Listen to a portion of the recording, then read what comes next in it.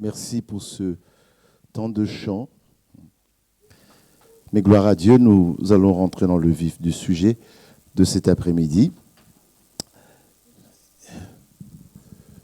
Je vous ai convié pour une réflexion. Attention, moi je ne suis pas là pour vous dire j'apporte la réponse. Non. J'apporte des éléments de réponse, de la réflexion. Et bien entendu, moi personnellement, j'aime bien ce type de conférence. Mais parce que vous aussi, après que j'ai donné un canevas, après que j'ai donné une piste, mais vous aussi, vous avez la possibilité de rajouter, d'apporter. Voilà. Pour moi, c'est un temps de partage. Et nous partageons ensemble un certain nombre de sujets et en particulier cet après-midi, nous partageons ce thème que j'ai dit, remède comme toute forme d'angoisse. Alors, je le dis de temps en temps, même en plaisantant, mais nous parlons en français et souvent on a tendance à parler du français sans aller rechercher la signification des mots. Donc de temps en temps, il faut avoir ce privilège d'ailleurs, je dirais, de retourner dans le dictionnaire, regarder exactement qu'est-ce qu'on est en train de dire. Effectivement, lorsque l'on retourne dans le dictionnaire, eh bien, qu'est-ce que c'est qu'un remède ? Un remède, c'est une substance ou une préparation que l'on emploie pour combattre une maladie, je peux me dire une infection, pour guérir une maladie. Donc voilà ce que c'est qu'un remède. Et donc, habituellement, un remède, nous assimilons aussi le mot médicament. Voilà. Donc, l'on pouvait dire aussi médicament contre toute forme d'angoisse. Et qu'est-ce que c'est que l'angoisse ? Lorsqu'on va chercher effectivement dans le dictionnaire, eh bien, nous avons aussi cette définition, c'est un malaise général intense, à la fois psychique et physique, accompagné d'une oppression ou d'une constriction épigastrique. C'est-à-dire que l'on dira, quand on est tellement dans les angoisses, on peut se retrouver même dans la situation d'une personne qui se sent un peu étouffée. Donc c'est cela, effectivement, être dans un état d'angoisse. Alors effectivement,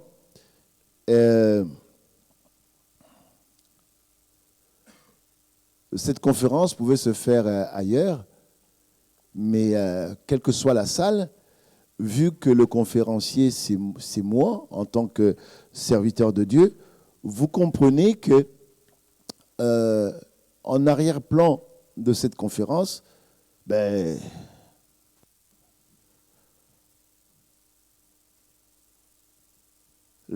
livre de référence, c'est la Bible. Voilà. Et donc j'essaye d'apporter un élément de réponse face à cette question selon la Bible.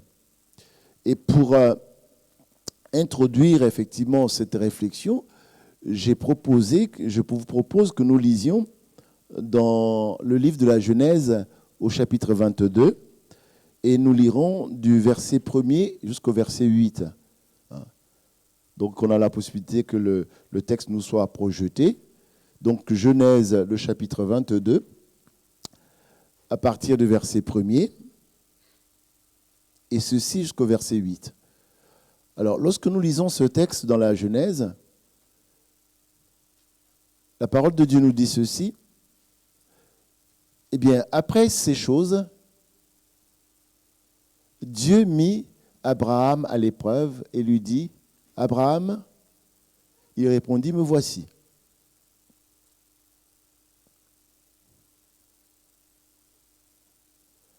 Dieu dit, « Prends ton fils, ton unique, celui que tu aimes, Isaac, va-t'en au pays de Morija, et là, offre-le en holocauste sur l'une des montagnes que je te dirai. » Abraham se leva de bon matin, sella son âne, et prit avec lui 2 serviteurs et son fils Isaac. Il fendit du bois pour l'holocauste et partit pour aller au lieu que Dieu lui avait dit. Le 3e jour, Abraham, levant les yeux, vit le lieu de loin. Et Abraham dit à ses serviteurs, « Restez ici avec l'âne, moi et le jeune homme, nous irons jusque-là pour adorer, et nous reviendrons auprès de vous. » Abraham prit le bois pour l'holocauste, le chargea sur son fils Isaac et porta dans ses mains le feu et le couteau. Et ils marchèrent tous 2 ensemble. Alors, Isaac, parlant à Abraham, son père, dit, « Mon père. » Et il répondit, « Me voici, mon fils. » Isaac reprit, « Voici le feu et le bois, mais où est l'agneau pour l'holocauste ?» Abraham répondit, « Mon fils, Dieu se pourvoira lui-même de l'agneau pour l'holocauste. » Et ils marchèrent tous 2 ensemble.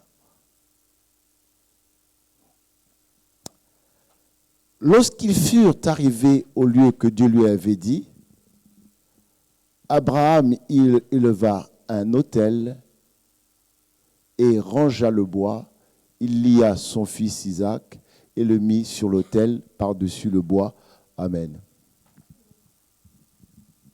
Alors, ce texte, il n'est pas nouveau. Je pense que nous l'avons écouté, nous l'avons lu. Et souvent, je dis, mais lorsque nous lisons la parole, je pense que nous ne faisons pas assez d'efforts pour nous mettre véritablement dans le contexte, pour nous mettre vraiment dans la situation des personnes qui sont citées dans ces différents textes. Et là, en l'occurrence, je parlerai d'abord d'Abraham. Et j'ai 5 questions à me poser, à vous poser. Alors, que diriez-vous quand Abraham a rencontré Dieu ou a parlé avec Dieu ou a parlé avec son ange, lorsque Dieu lui disait d'aller sacrifier son fils? La mère d'Isaac, Sarah, était-elle déjà décédée ou elle était encore en vie? Voilà une bonne question. Voilà. Et j'ai envie de poser une deuxième question. C'est pour ça que j'appelle ça des questionnements. Dès que Abraham a fait le choix dans son cœur d'exécuter le plan de Dieu, alors, comment est-ce qu'il arrivait à regarder sa femme Sarah, puisqu'elle était encore en vie? Comment est-ce qu'il arrivait à fixer encore son fils Isaac, puisqu'il savait que Dieu lui avait demandé d'aller le sacrifier, et lui, il avait accepté. Il avait pris la décision dans son cœur que j'irai effectivement te sacrifier. Comment ça se passait? Comment, lorsque Abraham est en marche pour aller au lieu du sacrifice, et j'aime bien les précisions de la Bible, ça dure même 3 jours. Abraham marche avec son fils. Abraham marche avec ses 2 serviteurs. De quoi parlait-il? Comment est-ce que Abraham se conduisait? Est-ce qu'il était fuyant? Est-ce qu'il ne les fixait pas? Est-ce que, voilà, comment il se conduisait vis-à-vis de son fils, de ses serviteurs et de ce qu'il avait déjà mis en route pour aller sacrifier son fils. Et si nous relisons, j'aimerais qu'on relise les versets 6 à 8. Si nous relisons le verset 6 à 8,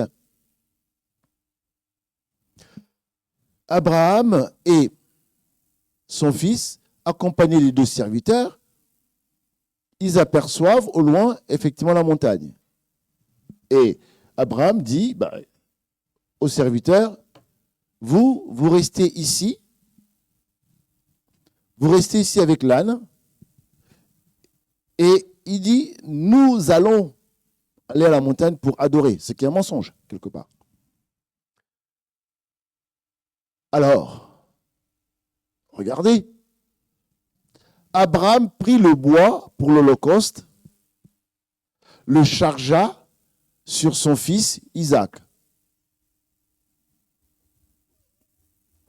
Donc, Abraham, il sait ce qui va se passer, il connaît son choix, il sait ce qu'il y a à faire, il prend le bois, il le donne, il le charge, si on voit bien le mot, c'est tout comme si il aidait Isaac à porter sur la tête le bois pour lequel il va être zigouillé. Voilà. Le chargea sur son fils. Et il charge Isaac de ce bois, dans quel but?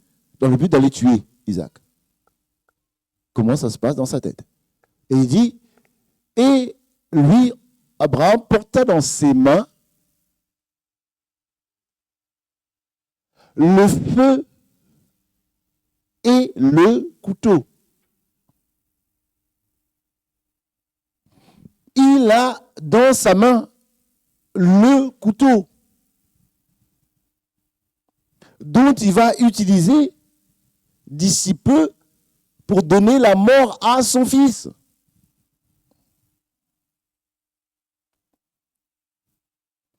Et ils marchèrent tous deux ensemble.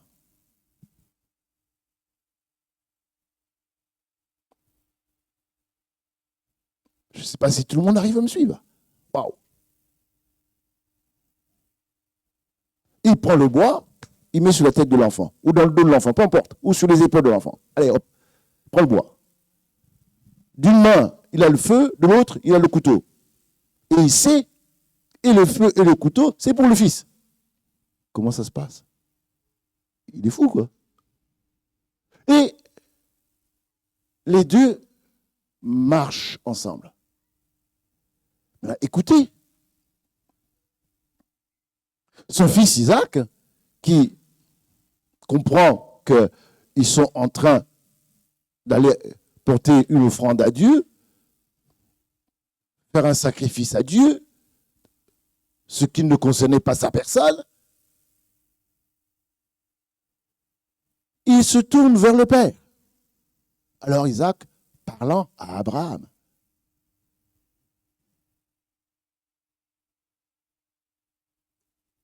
il dit, alors Isaac parlant à Abraham, son père, dit, mon père. Nous, dans notre vocabulaire de tous les jours aujourd'hui, on aurait dit, papa. Et Abraham répond, me voici mon fils, me voici mon Isaac. Et puis Isaac maintenant reprend. Ça c'est moi qui le dis comme ça. Et il pointe les objets. Il dit, papa, voici le feu. Papa, voici. Mais où est l'animal pour le sacrifice? Il est où? Alors, moi j'ai envie qu'on se questionne à ce sujet-là. Quand le fils est en train de questionner ainsi le père, comment ça se passe dans le cœur d'Abraham? C'est ça ma question. Comment? Comment ça se passe dans son cœur? Et le verset 8 me dit quoi?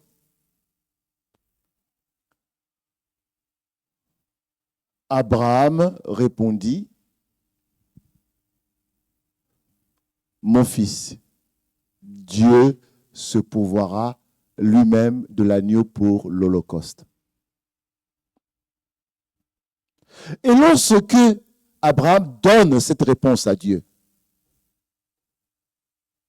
est-ce qu'il a l'Holocauste entre les mains? Est-ce qu'il a la certitude? Est-ce que les choses se passent comme il prétend le dire? Hein? Donc dans le cœur, il y a un problème. La bouche est en train d'annoncer des choses, mais quel est l'état de son cœur? Et il dit, et ils marchèrent tous deux ensemble. Donc, avec ce partage, avec cette discussion, le fils ne sachant pas ce qui va se faire, le père sachant ce qu'il allait à faire. Mais comment il fait? Comment il fait? Et c'est là où je reviens sur le thème de la conférence que je vous propose. Effectivement, ce serait dans le monde du sport, l'on dira que Abraham était dopé pour qu'il soit aussi fou à ce niveau-là, faire des choses comme ça incompréhensibles. Dans le monde des délinquants, l'on dira, mais Abraham s'était drogué. Mais dans notre milieu, à nous qui sommes ici dans ce lieu, qu'est-ce que l'on dit? Et moi, je vais donner une réponse. Je ne dis pas que c'est la réponse. Je vais donner une réponse. Comment est-ce que Abraham peut, face à cette situation trouble, nous avons lu, Dieu lui met à l'épreuve. Et ce serait mentir qu'il connaissait la fin de l'histoire. C'est pas vrai. C'était vraiment une épreuve. Et je ne sais pas si vous arrivez aussi à y voir les choses. On se rend bien compte, quel est votre avis? Est-ce que Abraham en avait parlé à sa femme Sarah? Moi, je dirais non. C'est pas possible. C'est pas possible. Parce qu'il se serait permis de dire à Sarah, Dieu m'a dit que j'aille. Moi, je dirais comme ça, Dieu m'a dit d'aller sacrifier ton fils. Oh, merci, mon frère. Mais non seulement la bagarre allait commencer, lisons bien le texte. On parle d'Isaac, pas un enfant comme Shai, c'est un jeune homme. Donc physiquement, il avait la force. Voilà. Il avait la force de fuir, il avait la force de se bagarrer, il avait la force de se défendre. C'est un jeune homme, c'est pas un enfant. Voilà. Et donc, dans tout cela, comment est-ce que Abraham gère au-dedans de lui cette grande difficulté, cette grande épreuve, cette situation trouble qui fait perdre et la compréhension et le sommeil et ainsi de suite. Nous vivons dans les familles, il y a des moments où on nous dit « Ah, mais on est à table comme ça, mais on ne te sent pas avec nous. » Mais je pense qu'Abraham n'a nullement montré qu'il était préoccupé par quelque chose. Depuis le moment où il avait eu cette épreuve devant le Seigneur et le moment où il s'est retrouvé devant quasi l'exécution, mais il a dû montrer qu'il était la même personne, il n'y avait pas de grand changement, il n'y avait rien à soupçonner dans sa vie de tous les jours. C'est pour ces raisons, je disais, quand on est au monde du sport, on parlerait de dopage. Quand on est dans le monde des délinquants, on parlerait de la drogue, il s'est drogué, il était complètement saoul. Mais dans notre monde, qu'est-ce que c'est? Eh bien, je vais vous établir l'ordonnance. Dans notre monde à nous, eh bien, Abraham est dans un état, moi j'appelle ça état. Abraham est dans un état de prière. C'est une prière intérieure, silencieuse, intense, avec foi, conviction et détermination. Au-dedans de lui, il ne sait pas comment ça va se passer. Mais sa communion avec son Dieu lui permet d'être à la hauteur de la situation qui est extrêmement grave. Extrêmement grave. Il doit sacrifier le fils de la promesse. Je ne sais pas si nous réalisons quoi. Et quand il arrive, quand Dieu lui demande de sacrifier, attention, il a déjà viré Ismaël.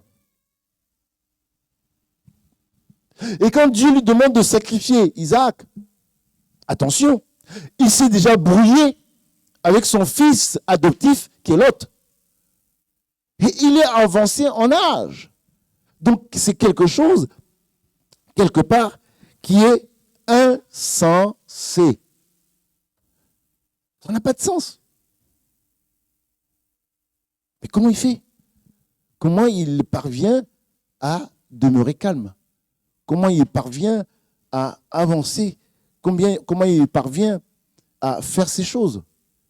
Comment est-ce que ni le fils, je parle de seulement dans sa famille, ni le fils, ni sa femme ne s'est rendu compte qu'il avait un problème? Moi je dis, c'est cette communion. La prière est un acte de connexion avec Dieu. Je me répète, la prière est un acte de connexion avec Dieu à travers l'Esprit Saint et pour nous, au nom de Jésus-Christ. Donc si Abraham arrivait à gérer la situation, mais parce qu'en réalité, il était dans une connexion avec Dieu. Connexion avec Dieu. Donc le remède que je suis en train de vous proposer, c'est la prière. Waouh! Je vous l'accorderai. Si, lorsque je dis cela, tous, même là tout de suite, vous sortez de la salle. Vous allez vous dire, mais qu'est-ce que tu veux dire? Que nous ne prions pas assez? Que nous ne savons pas prier? Que. Non, ce n'est pas ce que je prétends.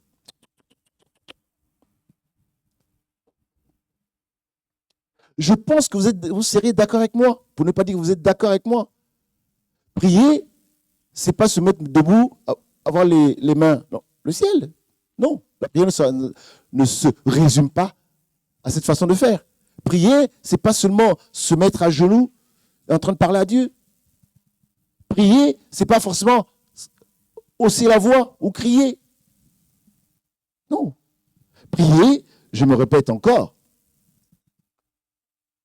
c'est une connexion avec Dieu, bien entendu, conduit par l'Esprit Saint. Et en ce qui nous concerne, nous les évangéliques, nous disons au nom de Jésus-Christ. Nous avions un ami ici à l'église qui aujourd'hui est auprès du Seigneur, Jean Lujoyer, il a même parlé de ce témoignage ici. Il parlait d'un homme qui avait qu'une et une seule prière. Qu'est-ce qu'il faisait? Il allait à l'église, presque toujours à la même heure, il s'approchait de la croix et il citait son prénom.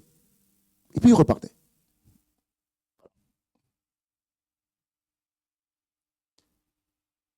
Si pour toi, ce n'est pas la prière, mais moi, et Jean-Louis aussi le confirmait, c'était une prière. C'est-à-dire qu'il venait là, je prends mon exemple, il vient là, il rentre, il s'approche là, il s'approche à la croix, il dit à la croix, moi personnellement, je dirais, c'est Gustave, et puis il repart. Mais quand il fait ça, il est en train de prier. Il est en train de prier pour dire à son Dieu, ben, écoute, c'est moi un tel ou une telle, tu connais ce dont j'ai besoin, tu connais mes difficultés, tu connais mes souffrances, tu connais mes tourments, tu connais mes attentes, tu connais mes besoins. Tu es un tendre et bon père. Moi, je sais donner des bonnes choses à mes enfants. Mais donc, je te cite simplement mon prénom pour que tu te souviennes effectivement de moi et que tu exauces et que tu répondes à mes prières. Donc, frères, sœurs, c'est pour ça que je reviens vers Abraham. Je dis que pendant l'épreuve, eh bien, il était en prière. Il était en connexion avec Dieu. Il était en prière. S'il pouvait dominer effectivement cette situation, c'est parce que sa connexion avec Dieu lui rendait fort au point où il pouvait avancer, même dans des choses qui semblent être des choses insensées. Et pourquoi je parle de la prière et je vous interpelle au sujet de la prière? Je vais vous proposer un deuxième texte que nous lirons dans le livre des Actes des Apôtres, au chapitre 12, à partir du verset 1er, et ceci jusqu'au verset 15. Actes des Apôtres, chapitre 12. Actes des Apôtres, chapitre 12, du verset 1er, et ceci jusqu'au verset 15. Actes des Apôtres, chapitre 12.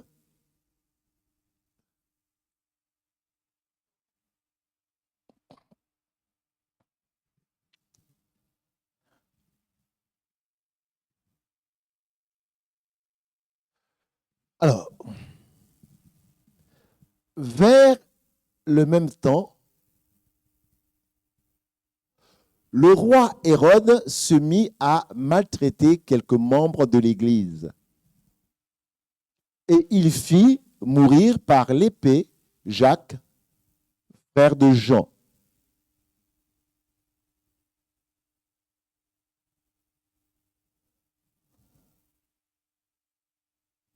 Voyant que cela était agréable aux Juifs, on donne la mort, il y en a qui se réjouissent. Voyant que cela était agréable aux Juifs, il fit encore arrêter Pierre. C'était pendant les jours des pains sans levain. Après l'avoir saisi et jeté en prison, il le mit sous la garde de 4 escouades, de 4 soldats chacune,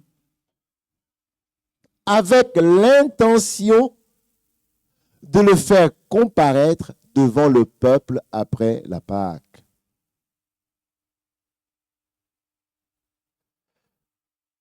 Pierre donc était gardé dans la prison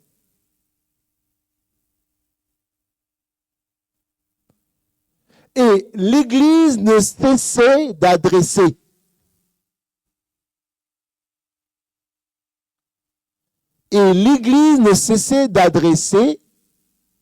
pour lui, donc pour Pierre, des prières à Dieu.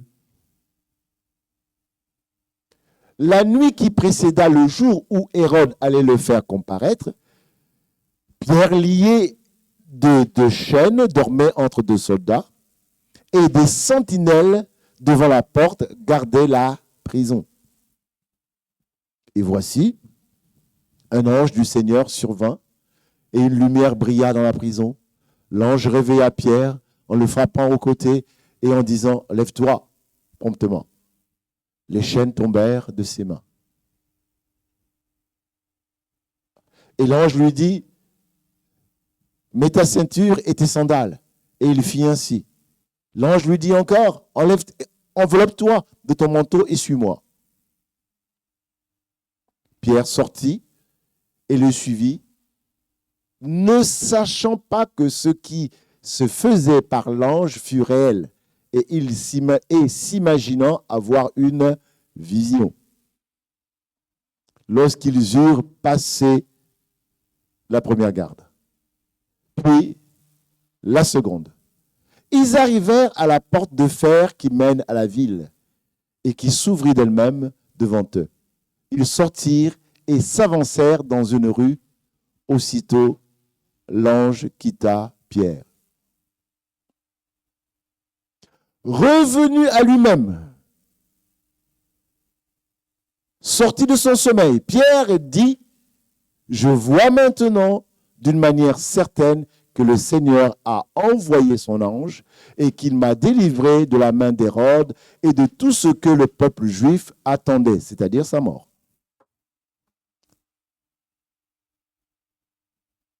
Après avoir réfléchi. Donc il va voir n'importe comment. Il réalise. Mais il réfléchit. Mais je fais quoi? Après avoir réfléchi. Donc parlons de Pierre. Après avoir réfléchi, Pierre se dirigea vers la maison de Marie, mère de Jean, surnommée Marc. Où, dans ce lieu-là, où beaucoup de personnes étaient réunies et priaient.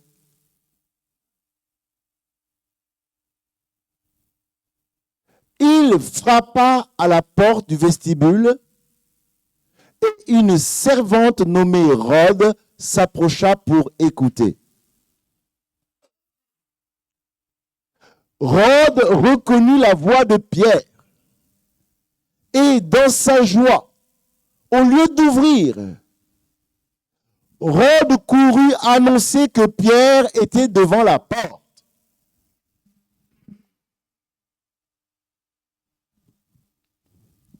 Ceux qui priaient pour que Pierre soit délivré disent à Rhoda, tu es folle.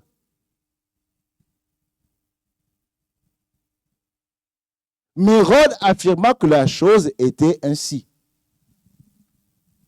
Pourquoi? Ils se sont mis dans cette maison pour prier, parce que l'Église est persécutée, pour prier entre autres pour que Pierre ne soit pas mis à mort, pour prier entre autres que Dieu délivre Pierre des chaînes. Pierre leur est rendu.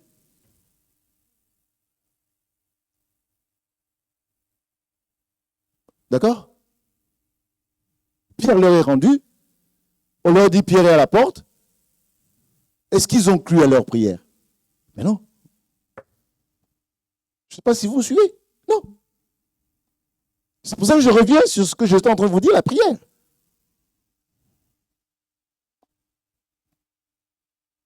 Ils étaient là toute la nuit. D'autres à genoux, d'autres debout. Surtout pour nous les pentecôtistes. Ils ont prié en langue, ils ont chanté en langue, ils ont sauté dans le plafond, ils ont cogné le mur, ils ont dit le feu, ils ont tout dit. Et Dieu répond à la prière dont eux ne croyaient pas. C'est cela. C'est cela la réalité. Ils ne croient pas à la prière. Et pourtant, il priait. Mais il priait, il disait quoi à Dieu? Il disait quoi à Dieu? Vous êtes d'accord avec moi qui disait à Dieu, non, Dieu délivre Pierre. Forcément. Pierre leur a rendu, il dit non. Non, Dieu, on disait seulement pour blaguer, on plaisantait. Comment ça, tu peux délivrer Pierre qui est enchaîné, il y a 16 personnes autour de lui et tout ça, et Hérode est chaud, les Juifs sont chauds, ils vont, mais comment? C'est pas possible. Voilà. Donc, mon frère, ma sœur, c'est écrit. C'est écrit. Verset 15, on s'arrêtait. Remets le 15. C'est écrit. Si eux, ils disent à Rhodes que tu es folle, mais parce qu'eux-mêmes, ils ne croyaient pas, ils sont dans la panique, en fait. C'est la panique qui les ramène à eux. Voilà. À la limite, Rhodes leur dit, Pierre, je vais vérifier. Tu vérifies et tu te rends compte que Rhodes est en train de faire une mauvaise plaisanterie. Bien sûr, tu ne vas pas frapper Rhodes. Tu vas dire, mais vraiment, hein, je pouvais te donner ceci, quoi. Mais ils ne vont même pas voir, comme ils ne croient pas, comme ils sont dans la panique, comme ils ne croient pas. Comme ils sont troublés. Ils commencent à sortir des mots qui n'ont pas lieu d'être. Tu es folle. Mais pourquoi disent-ils que tu es folle? Parce qu'ils ne croient pas eux-mêmes à la prière qu'ils formulent. Ils parlent à Dieu, mais ils n'y croient pas. Ils disent des choses au Seigneur, mais ils n'y croient pas. Et c'est pour ces raisons, frères et sœurs, que souvent, face à des situations, comme notre connexion dans la prière avec Dieu n'est pas parfaite, j'ai envie de dire n'est pas bonne, c'est pour ces raisons que nous perdons courage. Ça y est là. On réagit par nos moyens, on réagit par nos propos, on réagit par tout et n'importe quoi. Parce que le problème, il est là. Le remède, c'est la prière. Et la prière véritable. La vraie connexion.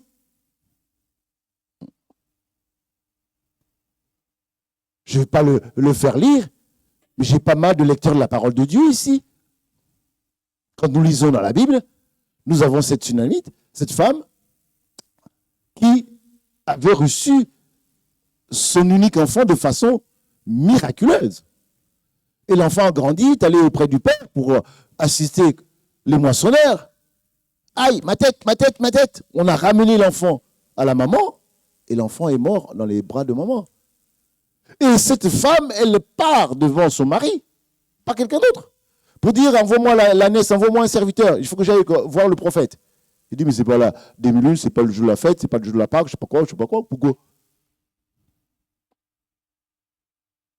Cette femme répond à son mari, donc le père de l'enfant qui est décédé. Il dit tout va bien. Elle est folle ou quoi? Est-ce que tout allait bien? Non.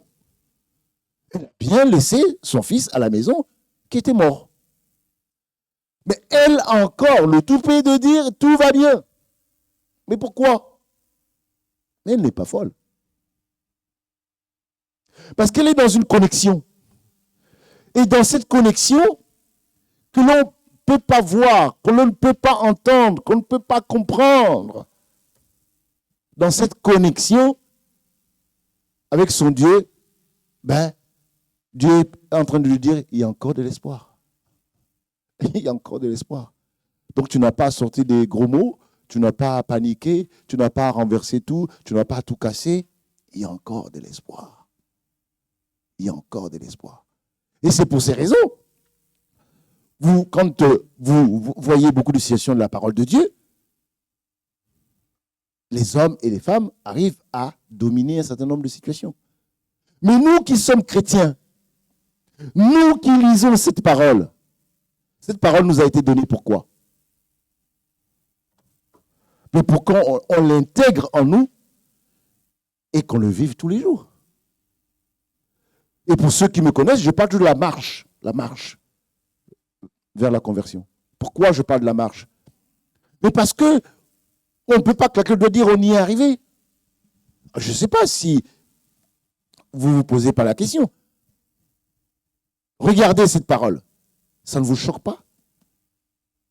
Que tout de suite au début, mais Dieu ne pouvait pas cacher cette affaire-là. On nous donne la mort d'Abel qui a été donnée par son propre frère. Attendez. Oh! Mais pourquoi Dieu te donne ça? Mais Dieu te donne cela pour qu'aujourd'hui, en 2025, si ça arrive, tu n'as pas à paniquer.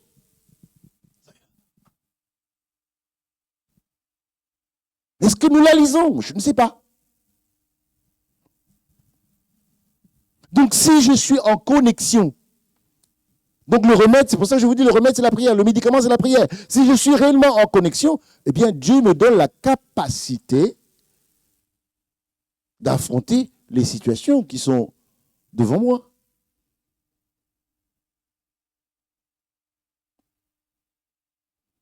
Nous avons ici à l'église, je pense que c'était l'année dernière, j'ai fait faire l'étude sur l'Ecclésiaste. Je ne sais pas comment les autres sont sortis, mais je parlerai de moi.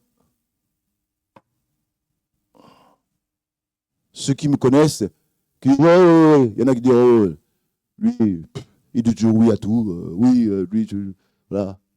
Ah oui, il n'a pas de position. Ah oui. Vous ne me connaissez vraiment pas, quoi. Waouh! Quand je lis la parole de Dieu dans le livre de l'Ecclésiaste, Dieu me dit, il n'y a rien de nouveau. Rien. Et je dis, mince. Mais quand on est, on grandit, on a ambition, on fait des choses. On a l'impression, c'est comme si on va apporter quelque chose de nouveau. Il n'y a rien. Il n'y a rien de nouveau. Rien. Ce que nous sommes en train de vivre, les autres l'ont vécu, et ceux qui viendront après nous le vivront. Il n'y a rien. Quelle situation devant moi qui serait nouvelle? Non, il n'y en a pas. Il n'y en a pas. Que nous dit le Seigneur Jésus-Christ?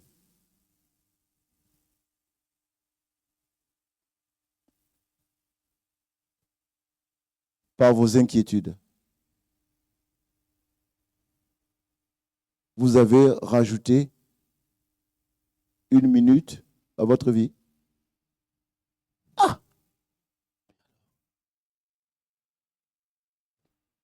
Je ne comprends pas.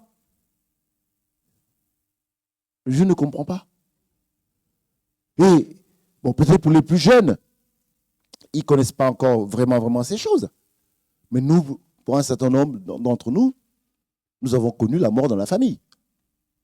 Mais quand la mort arrive, est-ce que la mort prévient? Non. Est-ce que la mort nous fait un mandat ou un western pour dire, moi je t'envoie 10 000 euros, comme ça quand moi je viens frapper, tu règles le truc? Non. À qui de nous ici? Peut-être que je ne suis pas au courant. Mais qui de nous ici, il y a son mort qui est à la maison depuis 6 mois, depuis 1 an, depuis 12 ans, qui n'a pas réussi à enterrer? Mais quand on est dans le feu de l'action, quand ça nous arrive, mais il y a des moments où on a l'impression que le ciel nous tombe sur la tête, il n'y a plus rien. On s'en sortira jamais.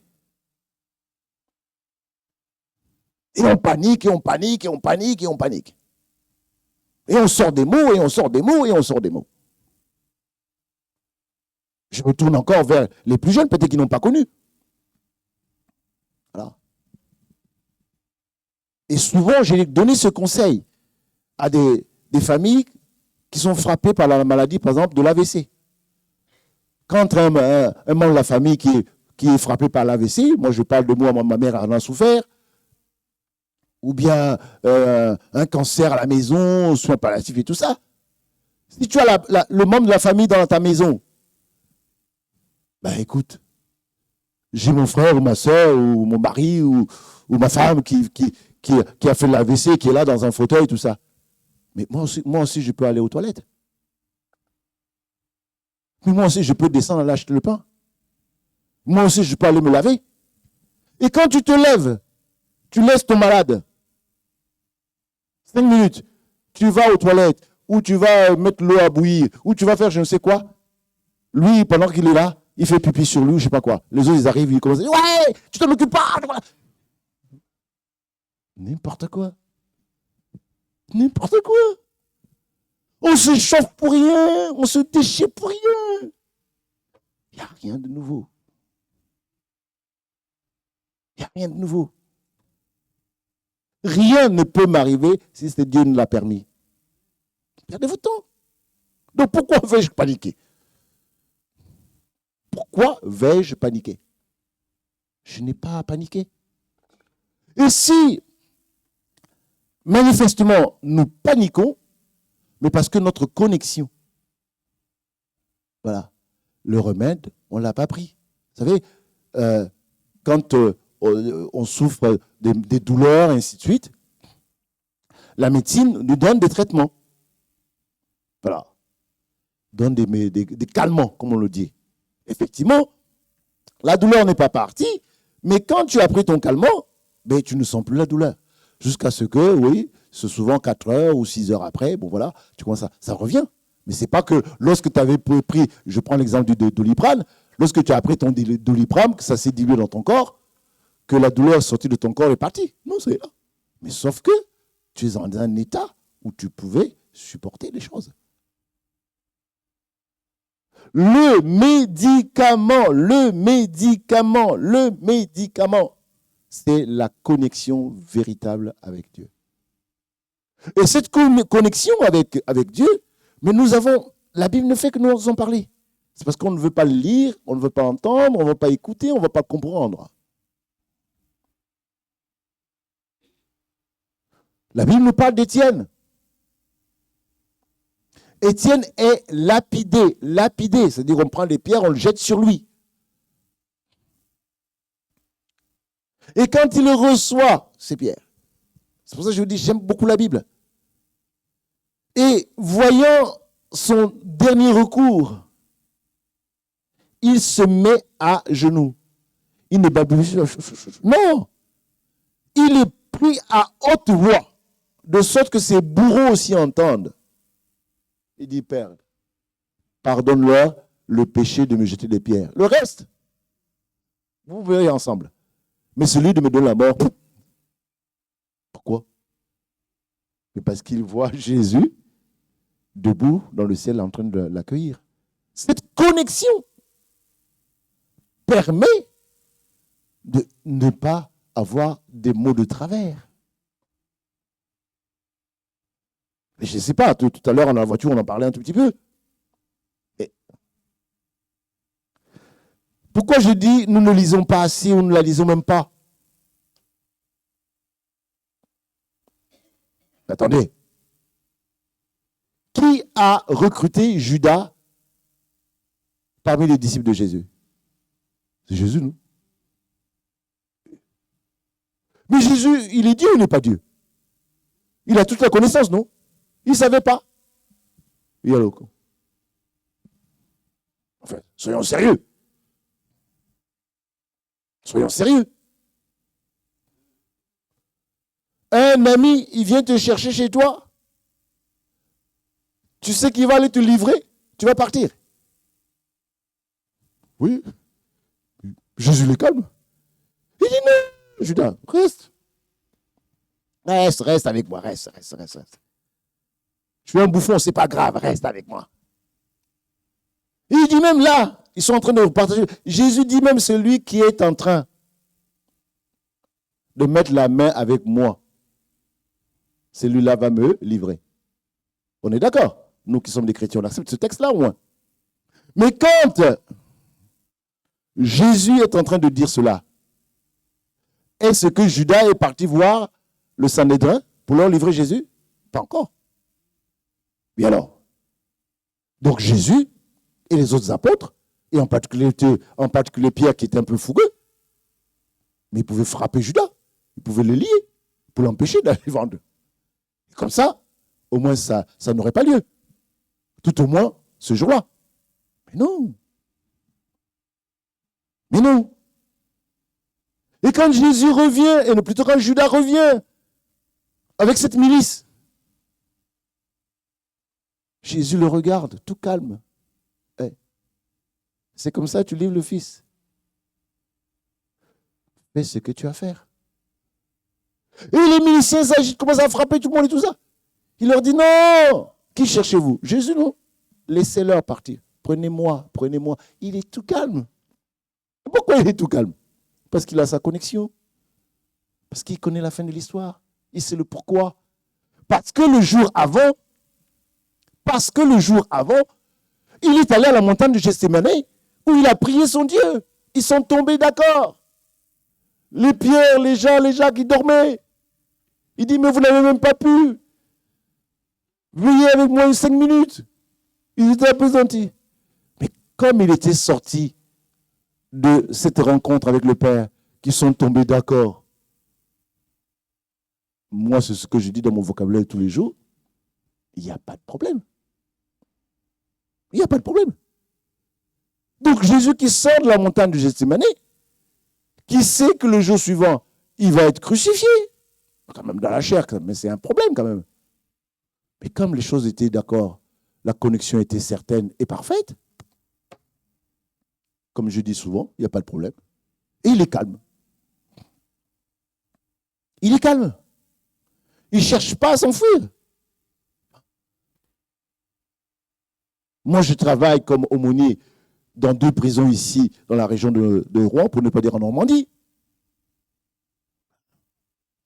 Une des fautes graves pour nous, les aumôniers, c'est faire tomber la clé, parce que nous avons la clé des cellules. Mais vous ne savez pas. Ce n'est pas le fait que les prisonniers, forcément, vont fuir. Mais il suffit qu'ils aient une clé, qu'ils ouvrent toutes les cellules, ils vont mettre un bazar là-dedans.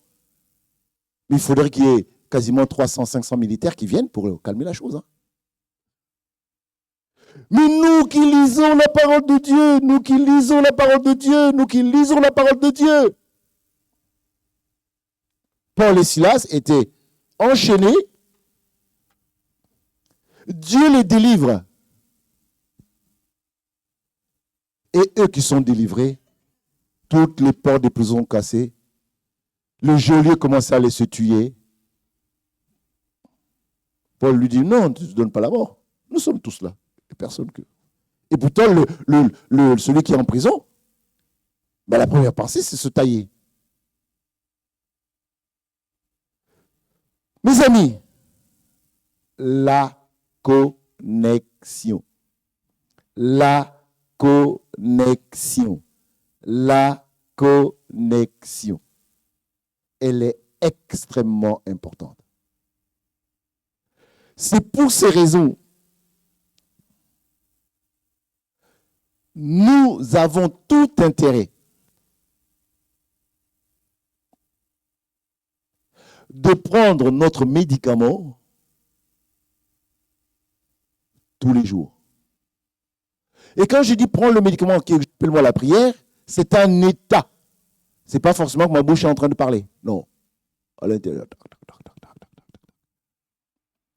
Et si nous entrons dans cet état,